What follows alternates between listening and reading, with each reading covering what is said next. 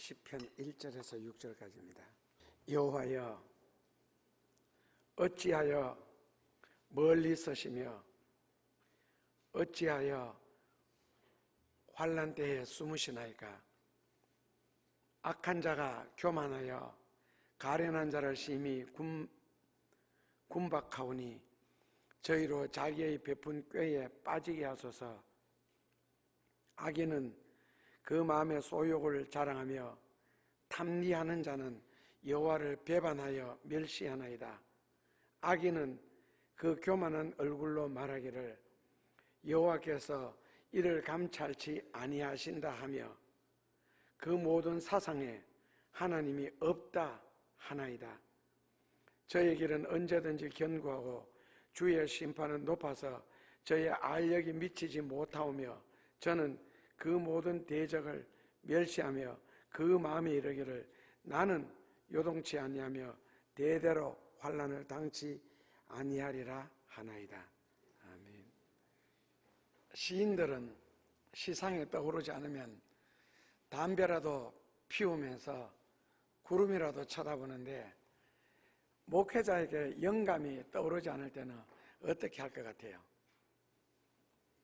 오늘 설교 제목이 하나님은 죽었다, 하나님은 없다, 이렇게 잡고 나니까 하나님으로부터 영감이 내려오지 않는 것이죠.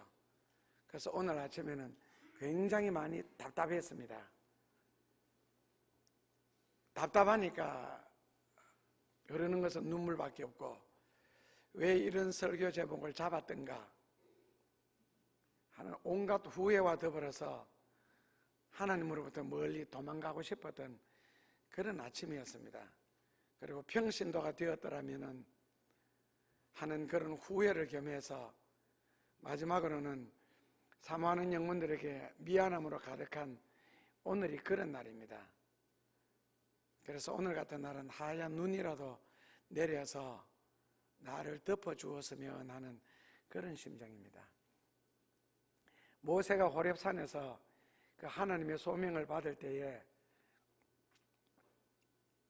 내가 만민에게 나가서 하나님은 지금도 살아계신다, 그리고 살아계신 그 하나님이 이렇게 말씀하시더라, 애굽 사람들에게나 이스라엘 사람들에게 그렇게 전하라고 하나님이 요구를 했습니다. 그리고 곧 하나님의 약속이 성취될 거라고. 그런데 모세가 질문하기를 만약에 내가 하나님께서 나를 보내셨다, 그러니까 누가 너를 보내었느냐 할 때에 하나님이 나를 보내셨다, 그 하나님이 누구냐 고 물으면 내가 뭐라고 대답해서 그들에게 하나님이 살아계신다는 걸 증명할 수가 있겠습니까? 그랬더니 그 출애굽기 3장 14, 5절에서 하나님 말씀하시기를 나는 스스로 있는 자이기 때문에 증명이 되지 않는다. 스스로 있는 자가 이렇게 말씀하셨다. 그러나 그분은 아브라함의 하나님, 이삭의 하나님, 야곱의 하나님이라고 말하라고 했습니다. 과연 그 말을 했을 때 안 믿으면 어떻게 할까요? 믿고 안 믿고는 너가 할 일이 아니라는 거죠. 그 사람들이 할 일이지. 오늘 우리가 늘 듣는 그 하나님, 그것은 호렙산에서 모세에게 말씀하시던 그 하나님이고, 모세가 만났던 그 하나님이고, 애굽에서 사셔서 역사하시는 하나님이라고 외쳤던 그 하나님을 오늘도 우리는 듣고 있습니다.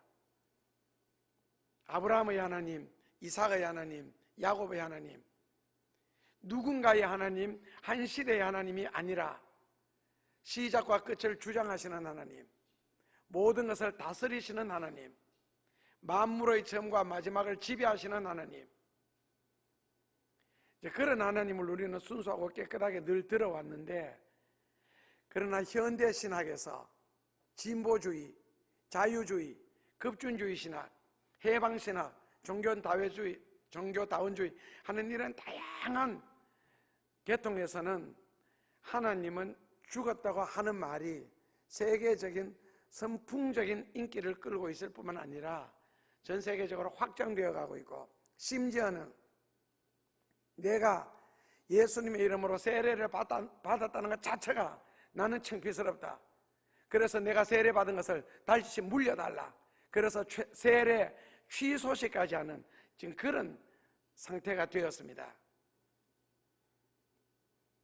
나는 비록 신학자가 되었고 목사가 되었지만은 나는 한 번도 성경을 읽은 적이 없으니까 성경은 질문하지 말고 신학문만 질문해라 하는 그런 시대예요. 그런데 사람들이 어떤 사건만 일어나면은 자연스럽게 입에서 튀어나오는 말은 말세다, 아니면 말세지말이다. 신불신간의 입에서 자연스럽게 나오는데도 불구하고 신은 죽었다.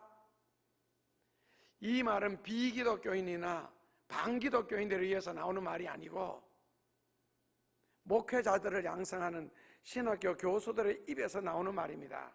하나님은 살아계신다. 성경은 하나님의 말씀이다.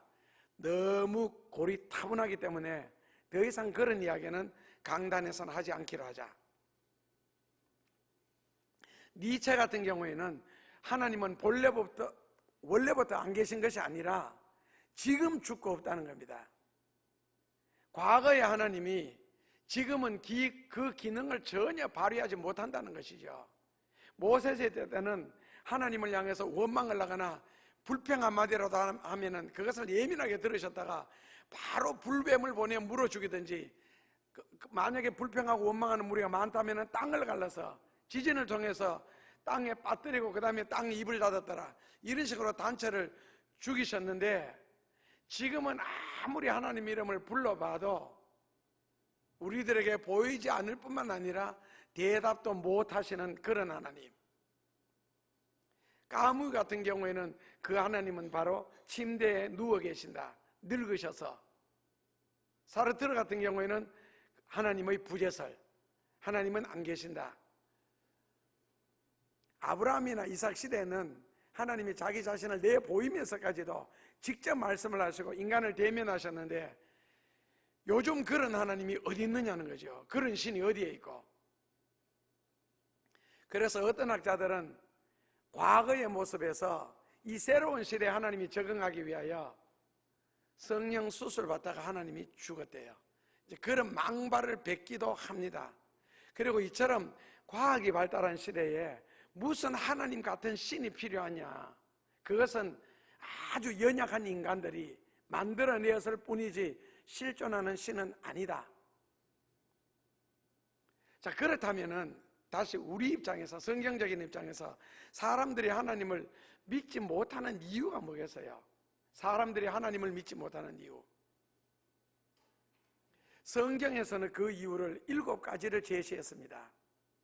그런데 그 7가지 다를 안 믿는 사람들의 입장에서 보면은 이해될 말 하나도 없습니다.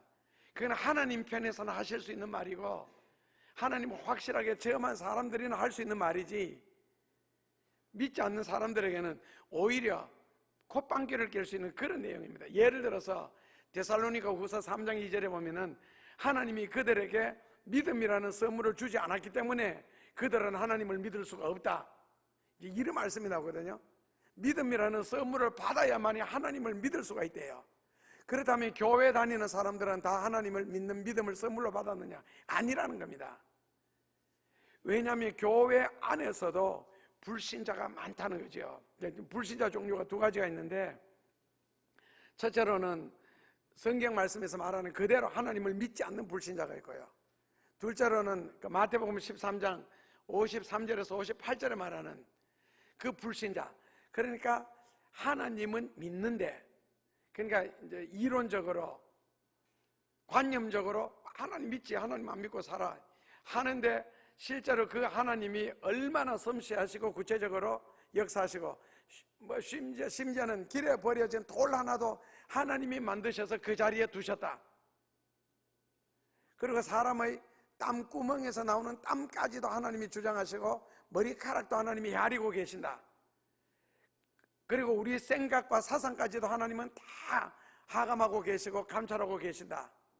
그렇다면 내 일생을 살아가는 동안 출애굽에서 가나안에 들어갈 때까지 인생의 여정뿐만 아니라 가나안에 들어가는 삶까지도 하나님이 예비하시고 주장하신다. 그걸 누가 믿느냐는 거죠. 그래서 나사렛 사람들도 예수님을 목수의 아들로, 마리아의 아들로서, 그 형제들은 우리와 같이 있는 친구로서, 그리고 예수님도 어릴 때는 우리와 같이 시내가에서 목욕하고 빨가벗고 뛰던 그런 인간적인 예수로만 믿었지, 그리스도로서, 메시아로서, 하나님의 아들로서 예수님이 작정하시면 얼마든지 우리에게 수많은 기적을 행하실 수 있다는 그런 그리스도로서는 믿지 않았다는 거죠. 그래서 예수님이 58절에서 말씀하시기를, 저들이 나를 믿지 않음을 인하여 나는 여기에서 더 많은 기적을 행할 수가 없도다 라고 말씀을 하십니다. 결국에는 교회를 다니는 것은 교회를 다니는 것이고, 학교를 다닌다고 공부 다 잘하는 게 아니라는 거죠. 그러니까 정확하게는 모르겠지만 의학적으로 말하면 공부하는 DNA라는 인자가 있어야 됩니까? 어제 뉴스에 13살짜리 초등학생이 정식 프로 탁구 시합에 나와서 대학생 선수를 스트레이트로 이겼습니다. 한 세트도 안 내주고 3대 0으로. 아버지가 탁구 선수였습니다. 그러니까 그 아버지를 닮아서 그런지는 모르겠지만은 초등학생이 어떻게 대학생한테 한 세트를 안 내주고 스트레이트로 그 시합하는 장면을 직접 방영을 했거든요. 그러니까 공부 못하는 녀석은 못하느냐 안 하느냐 또 다른데 공부도 타고나야 된다는 것이고, 그렇다면 타고난다 그러는 말은 성경적으로 바꾸면 하나님이 주신다. 그렇다면 하나님을 믿는 믿음도 하나님이 주셔야 하나님을 믿을 수 있지, 하나님이 믿음이라는 걸 주시지 않으면 사람은 절대로 하나님을 믿을 수가 없다 그랬습니다. 심지어 제가 잘 알았던, 저하고 이름 김상 마지막에 끝자만 다른 장로님 한 분, 그분도 교회를 한 40년 다니셨거든요. 남들 앞에서 성경 가르치는 것이 10년이 넘고요. 그런데도 마지막 죽는 순간에는 딱 하나님을 부인하고 죽는 것이죠. 그건 저는 부인하고 돌아가셨는지, 저 친구 아버지였었는데 어떻게 돌아가셨는지 모르는데, 그때 목사님이 신방을 가셨거든요. 신방 가셨다가 오셔서 너무 낙심이 돼가지고 강단에서 설교하시면서 그렇게 말씀하셨습니다. 너무 놀랐다고. 작년 성경 공부를 10년이나 가르치셨는데, 그리고 장로님이셨는데 어떻게 마지막 순간에 그렇게 하나님을 악착같이 부인할 수가 있느냐고, 그러면서 자탄을 하시는 거예요. 성경적으로는 하나님이 선물로, 믿음이라는 걸 선물로 주시지 않으시면 사람이 믿고 싶다고 믿는 게 아닙니다. 전도하다 보니까 그런 아줌마도 만났습니다. 저도 목사님이 믿는 하나님을 믿고 싶고 성경이 진리라는 걸 알고 예수님이 우리를 위해서 참 좋은 일을 많이 하시는 분인 줄 압니다. 저도 믿고 싶습니다. 공장하는 분이었는데요. 그런데 아무리 믿고 싶어도 안 믿어지는 걸 어떻게 합니까? 그냥 솔직한 전도하다가 고백하는 이야기도 들었습니다. 믿고 싶은데 안 믿어진다는 거예요. 그러니까 성경적으로 말하면은 하나님이 믿음을 선물로 주시지 않으셨다. 그렇다면 왜 그분에게는 믿음을 선물로 주지 아니하셨을까? 그 다음에 요한복음 3장 12절 같은 데 보면은, 너가 땅에 속한 자는 땅에 속한 거는 믿는데 하늘에 속한 것은 절대로 믿지 않는다. 왜? 소속이 다르기 때문에. 요한복음 8장식으로 하면 땅에 속하 있다는 것은 마귀에게 속하 있다 이렇게 나오거든요. 그리고 마귀 자식으로 태어났다고 했고, 그런데 하나님의 자녀가 되어야 믿을 수 있는 하나님을 어떻게 믿겠느냐? 그리고 뭐 요한복음 10장 26절 같은 데는 내 양이 아니기 때문에 나를 믿지 못한다는 등, 요한복음 1장 7절 이하에 보면은 예수님은 빛이고 세상의 사람들은 어둠에 속하였다. 그래서 어둠에 속한 자에게 빛이 비쳤을 때에 어둠이 어떻게 빛을 믿겠느냐? 빛이 비치는 순간에 어둠은 사라지지 빛을 믿지 못한다는 거예요. 그것처럼 나를 믿지 못한다는 겁니다. 그래서 성경적으로 말하면 근본적으로는 하나님이 믿음을 선물로 주셨다. 그래서 이사야서 9장 7절 이하 같은 데 보면은 너희가 믿음에 굳게 서야 하나님을 볼 수 있다 이렇게 나오거든요. 그 믿음에 굳게 서지 못했으면 교회 다니는 수준 가지고는 어떻게 믿겠느냐는 거예요. 가서 윤복희 씨가 신인식들이 그렇게 전도했습니다. 전도할 때마다 얼마나 못된 말로 거절을 했습니다. 그냥 안 믿으면 되는데 아주 못된 말로. 그러다가 대구에 공연을 가는 도중에 고속버스가 논바닥에 굴렀습니다. 그 사고 나는 그 순간에 윤복희 씨께는 하늘나라의 굉장히 아름다운 모습을 체험을 했는가 봐요. 그리고는 그 사고 이후에 예수님을 열심히 믿게 되고 오늘날 윤복희 씨가 됐고, 그리고 그 오빠 아시죠? 윤한기 씨. 나는 행복합니다. 그 예수님을 발견하고 부른 노래예요. 나는 행복합니다. 그 노래예요. 그리고는 지금 목회자가 되어서 찬양신학교를 운영하고 있습니다. 어떤 면에서 때라는 것도 있는가 봐요. 그렇게 전도해도 못되게 거절을 했는데 사고를 통하여서 예수님을 영접하게 되는, 어떤 철학자가 대낮에 등불을 들고 길에 서서 서성거렸습니다. 사람들이 뭐 하느냐 그랬더니 나는 지금 하나님을 찾고 있다고 했습니다. 대낮에 등불을 들고 길에서.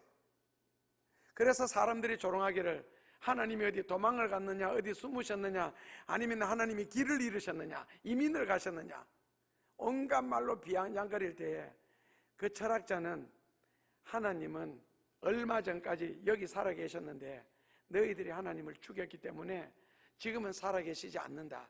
당신들이 신을 죽였기 때문에 당신들은 전부 다 반드시 그 심판을 받을 것이다. 니체는 목사의 아들로 태어났잖아요. 목회자의 가정에서 자랐고, 그리고 아버지 설교를 늘 들으면서 자라났고, 그런데도 마지막에는 하나님은 죽었다고 외쳤고, 스탈린 같은 경우에도 목사고시를 쳤다가 시험에 떨어졌습니다. 칼마르크스 목사고시 3번이나 응시했습니다.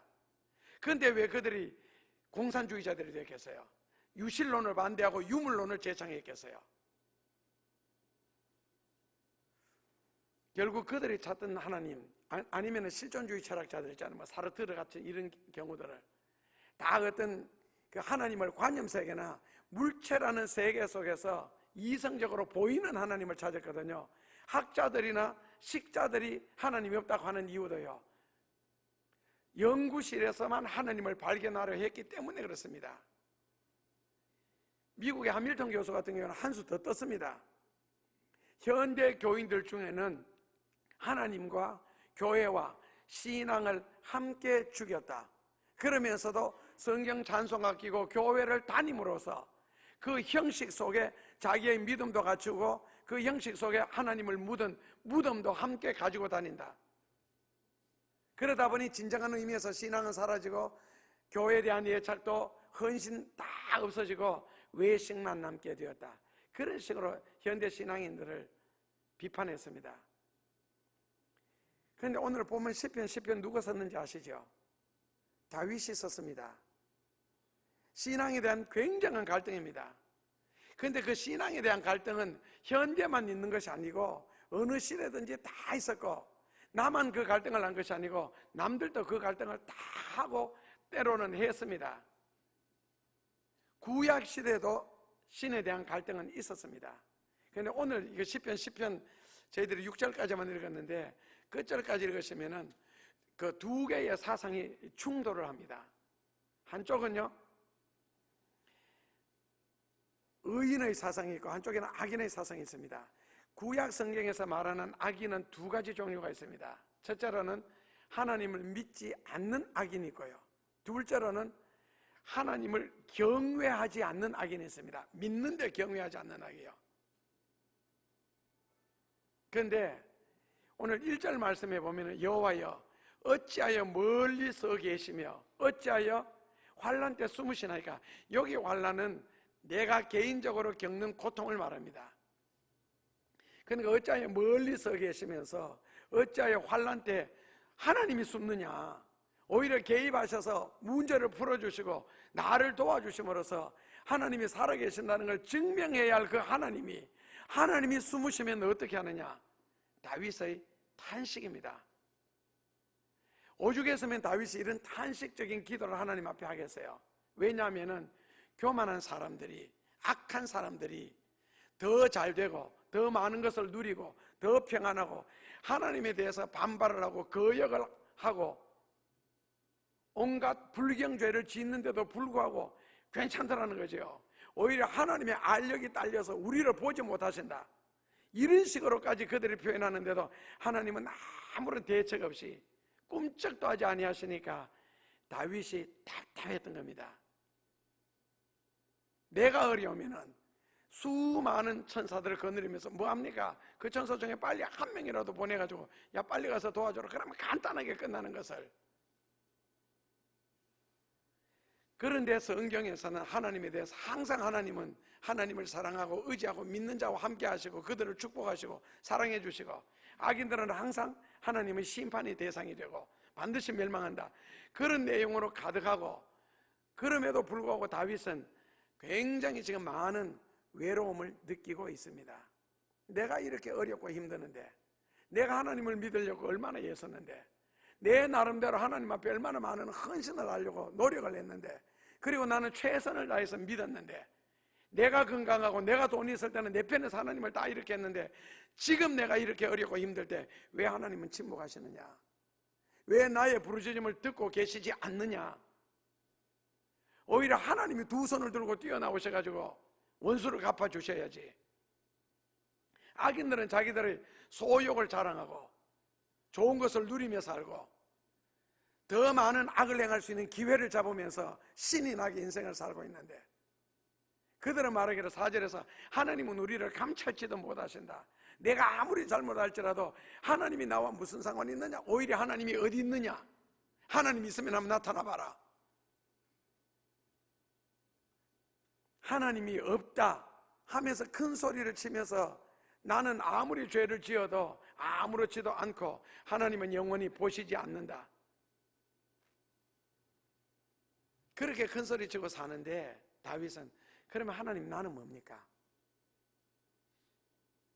소수의 사람들이 하나님이 없다 그러면 하나님이 없어야 되고,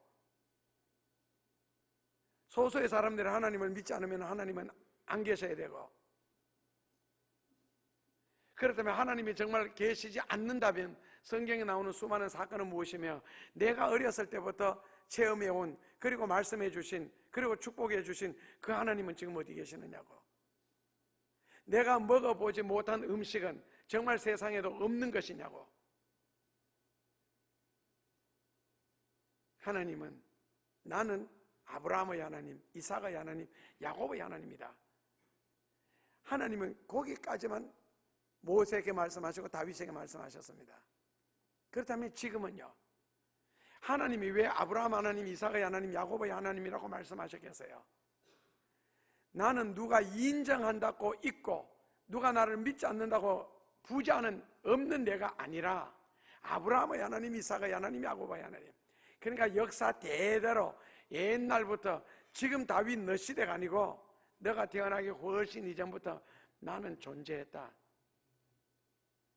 그러니까 다윗은 알지요. 그 지금 너무 답답하고 너무 억울하니까 하나님을 기롱하고 희롱하는 자들 때문에 다윗이 지금 이렇게 발버둥을 치는 거거든요. 그런데 이제 결국에는 하나님에게 대해서 섭섭한 거예요. 내가 이 정도 형편에 어려운 지경에 처하여졌으면 그래도 하나님이 나서 주셔야지. 왜 반응이 없으시냐? 이 단식이 다윗에게 더 큰 이유가 있습니다. 두 가지요. 첫째로는요, 하나님을 배신하고 하나님을 조롱하는 사람에 의해서 하나님이 희롱당하는 것이 너무 억울했고, 둘째로는 자기와 가장 가까이 있는 사람이 자기를 배신했습니다. 반역을 했고요. 그러니까 더욱 외로움을 느끼는 거예요. 여러분들도 상식적으로 다 알고 계시잖아요. 배신은 누가 하는지. 항상 가장 가까이 있는 사람, 가장 믿는다고 하는 사람, 제일 잘 안다고 하는 사람들이 배신을 한다고 시편 41편 9절에 기록되어 있습니다. 다윗은 누가 반역을 했어요? 맏아들 압살롬이. 예수님은 누가 배신을 했어요? 가까운 제자들이. 요셉은 누가 버렸어요? 형제들이. 삼손은요, 예인이, 하만이나 욥은요, 아내가 저주를 했습니다. 아내, 친구. 오죽에서 맨 아가서에서 너는 너 친구들을 믿지 말며 너 품에 누운 아내에게까지라도 너 입의 문을 지킬지어다 믿지 말라는 거예요.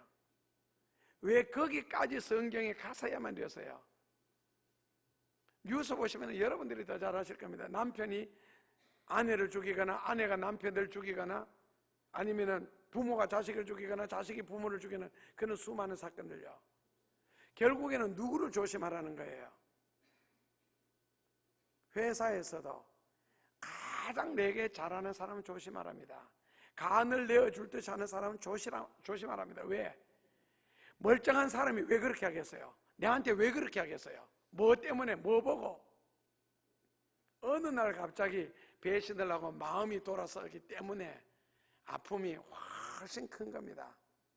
내가 너를 어떻게 믿었는데, 내가 너를 어떻게 사랑하는데 당신이, 너가 내게 그럴 수가 있어. 그래서 인생은 참 외로운 것 같습니다. 영원한 홀로 같고요. 이런 와중에도 만약에 사랑하는 사람이라도 있다면은 그나마 잠시 위안은 되겠지요. 그래서 다윗이 하나님 앞에 부르짖음이 더 간절할 수밖에 없고 더 처절할 수밖에 없는 거예요. 인생은 홀로라는 거. 다윗 사모님 많습니다. 수십 명 됩니다. 자식들. 지금 그들이 내게 무슨 도움이 되느냐는 거죠. 그래서 다윗은 외로울 만큼 외롭고 부르짖을 만큼 부르짖고 처절하도록, 거기에다가 불신자에 의해서 하나님의 영원한 이름이 회방되는 견디지 못한 아픔, 그래서 아픔만큼 간절했고 힘드는 만큼 부르짖게 되었습니다. 그래서 시편 40편 1절에 내가 여호와를 기다리고 기다렸더니, 아시는 것처럼 히브리어에서 단어 반복 사용하는 건 아시지요? 기다리고 기다렸더니, 여기서 물론 기다림은 막연한 기다림이 아니고 목적을 둔 기다림, 뭔가 기대하는 기다림, 그러면서 부르짖고 부르짖으면서 기다리는 기다림. 그리고는 시편 40편 마지막 절, 마지막 단어가 뭔지 아시죠? 지체하지 마옵소서. 내가 부르짖고 부르짖었더니, 기다리고 기다렸더니 40편 1절에서 드디어 주께서 내게 귀를 기울이사 나의 부르짖음을 들으셨도다. 그렇다면 내 이 부르짖음을 들으셨다면 주여 지체하지 마시고 나타나소서, 그리고 처리하소서. 하나님은 나의 도움이시오니, 시편 40편 2절부터 나오는, 그리고 하나님은 나를 건지시는 자시오니, 나와 함께 계시는 분이시오니 이것을 저들로 하여금 알게 하옵소서. 결국 다윗이 원수 갚겠다는 게 아닙니다. 너희들이 희롱하고 조롱하는 그 하나님이 나의 피난처시고 나의 구원자이시고 나의 반석이시고 나의 아버지시라는 것을 증명하고 싶다는 겁니다. 그리고 하나님 명예 회복하옵소서. 하나님은 시편에서 나는 나의 영광을 절대로 가리지 않을 것이고 나는 나의 영광을 남에게 빼앗기지 아니하리라. 그런데 우리 현실에서 보면은 교회 왔다 갔다 하는 사람들은 이해가 되지만은 그래도 기도하면서 믿음으로 살려고 애쓰는 분들이 현실에서 어려움을 당하고 날 때, 아니면 교회 직분도 그냥 일반 서리 집사를 넘어서 안수 집사다, 권사다, 장로다 이렇게 되었을 때에 어려움을 당할 때 안 믿는 사람들이, 옆에서 나를 바라보는 사람들이 무슨 말을 할 것 같아요? 적어도 내 삶의 주변에서는 내가 성경적으로 정말 예수님을 반듯하게 바르게 믿어보려고 애쓰는 것을 다 아는데, 때로는 미쳤다 소리 들어가면서, 때로는 욕을 얻어 먹어가면서까지도 내가 예수 믿는다는 걸 아는데 그 사람들이 무슨 소리 할 것 같아요? 하나님, 내가 하나님의 영광을 다 가립니다. 결국 우리의 단식은요, 그런데요, 하나님은 절대 영광 가릴 짓 안 하십니다. 만약에 요셉이 어릴 때부터 다른 형제들과 달리 하나님과 산교제를 나누고 그분으로부터 계시를 받는 그 요셉이 형제들로부터 오히려 버림을 당하고 미움을 당하고 죽일 뻔 당하다가 노예로 팔려갔을 때, 거기에다 억울한 누명까지 뒤집어쓰고 감옥까지 들어갔을 때, 그것을 만약에 가난한 사람들이, 야곱의 주변에 있는 사람들이 보고 있었더라면 요셉은 어릴 때부터 하나님의 음성을 듣는다 하더니, 하나님으로부터 계시받는다 하더니 저 인생 왜 저래? 영광 가릴 것 같지요. 만약에 하나님이 나 때문에 영광 가릴 일이 한두 가지가 있다면 하나님은 10가지, 20가지로 그 명예 회복하실 준비를 하고 계시고, 그들이 욕을 한 번 하는 동안에 오히려 그를 칭찬할 수 있는 언어들 10가지, 20가지 만들어내도록 역사하십니다. 그래서 내가 기다리고 기다렸더니 부르짖었더니 하나님께서 내게 귀를 여시사 나의 기도를 듣기 시작하셨다 해서 하나님은 반드시 명예를 회복하시지 끝까지 실패하도록 만들어서 하나님의 영광을 가리는 일은 절대로 없습니다. 그런 걱정은 여러분들이 안 하셔도 될 겁니다. 내가 하나님의 도움을 전혀 받지 못한다면 어떻게 되겠습니까? 제가 수사이드라도 해서 자살이라도 해버리면 사람들이 뭐라고 이야기하겠습니까? 잘 믿는다더니 많이 안다 하더니 별 수 없네. 그래서 다윗의 옛하는 기도는 주여 악인들이 절대로 세상에서 승리하지 못하게 하소서. 이게 다윗의 기도 제목입니다. 우리의 신앙 고백도 여전합니다.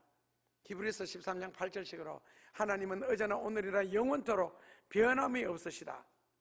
갈라디아서 6장 7절처럼 내가 주를 위해서 수고했고 땀을 흘렸으면 하나님은 그것을 가지고 반드시 보상으로 역사하신다. 마가복음 11장 23절에 믿고 기도하고 의심치 아니하면 반드시 너가 한 기도대로 이루신다. 지금도 침묵하시는 예수님 같은데 앞으로 세상을 심판하시기 위하여 재림 준비를 다 끝내놓으시고 천사들에게 나팔을 들려주시면서 준비해라. 나팔 부는 그 순간에 총소리만 울린다면 100m 스프린터처럼 뛰기 위하여 지금 대기하고 계실 분입니다. 그때가 되면 계시록 7장 14절처럼 내가 너의 눈물을 닦아줄 것이고 어떤 해도 너가 당하지 아니할 것이며 내가 너의 목자가 되어주리라. 나 때문에 고생했지. 진리 때문에 수고 많이 했지. 무거운 짐을 홀로 지고 사느라고 힘들었지. 그러시면서 이사야서 30장 2절에 하나님이 두 팔을 벌리고 진리를 위하여 수고한 이들을 꼭 품어주시고 데려가셔서 영광의 자리에 놓일 그날이 있을 겁니다. 기도하겠습니다. 하나님의 독생자 예수님이 버려진 나 같은 죄인을 구원하시려고 십자가에서 해산하는 수고를 치르시다가 피를 너무 많이 흘려 돌아가시면서 나를 낳으시고 이 땅에 두신 예수님, 그리고 홀로 살며 외로워할까봐 힘들어할까봐 부활하신 후에 다시 찾아오셔서 품어주셨던 예수님, 그에 비해 너무 어설픈 모습 때문에 예수님 앞에 끊임없이 고개 들 수 없는 저희들의 모습을 생각하며 회개합니다. 예수님,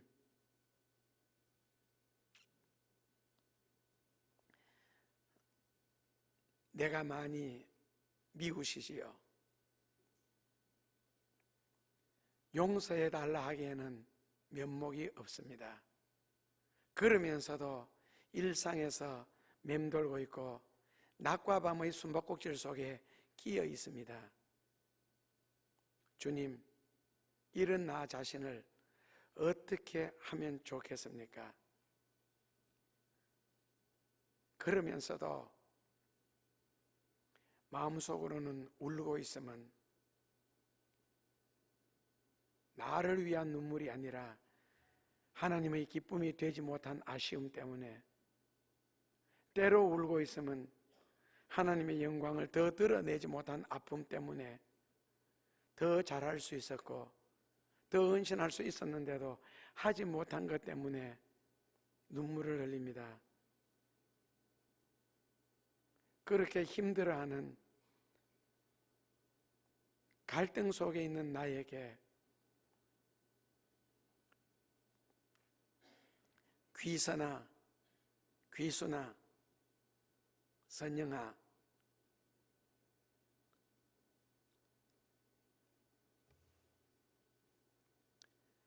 이름을 부르시면서 괜찮다 하시지만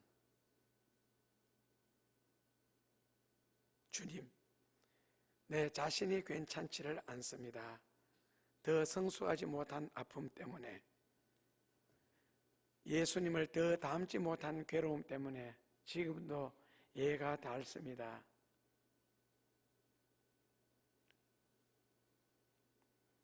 그동안 마음 고통 심했지, 많이 힘들었지 하시면서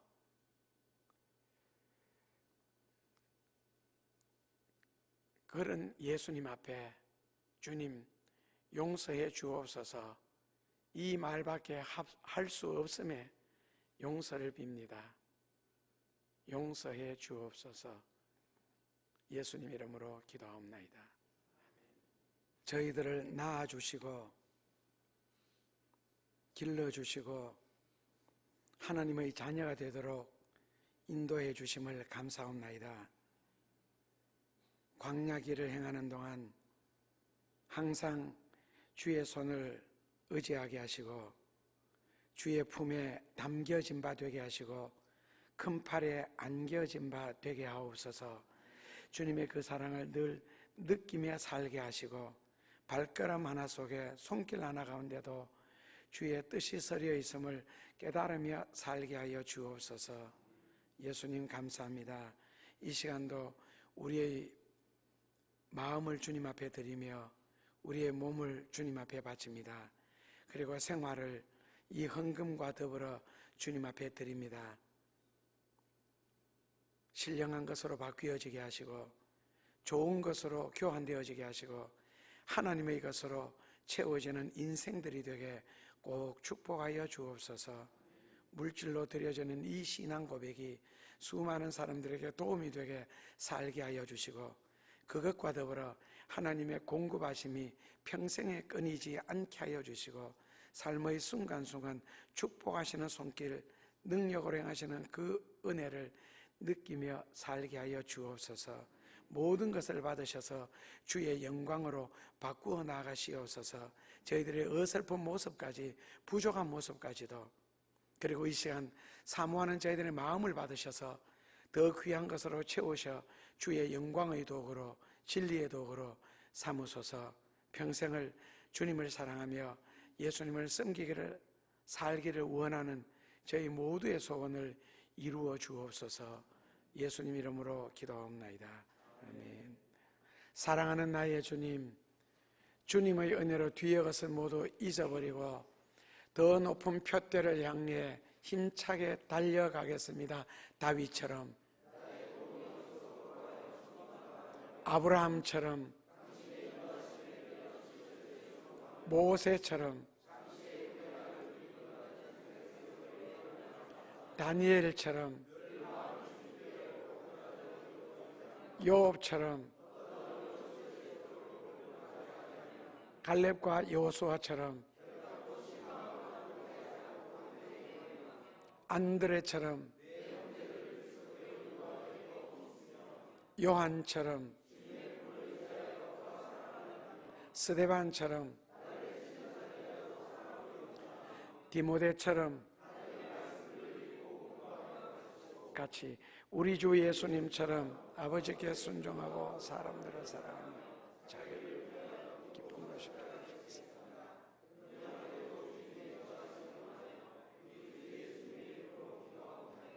아멘.